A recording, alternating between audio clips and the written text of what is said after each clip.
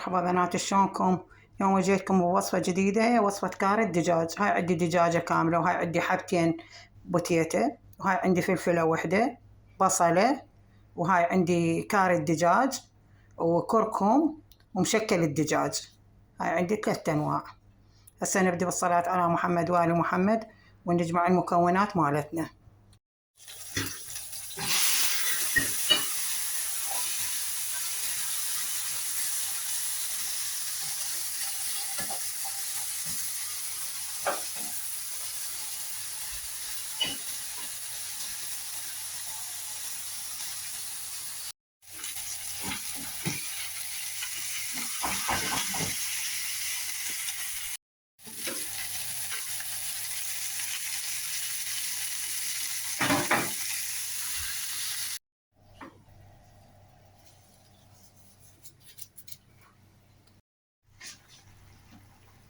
فصوص، هاي ثوم 4 فصوص على مود ما تبقى زفارة.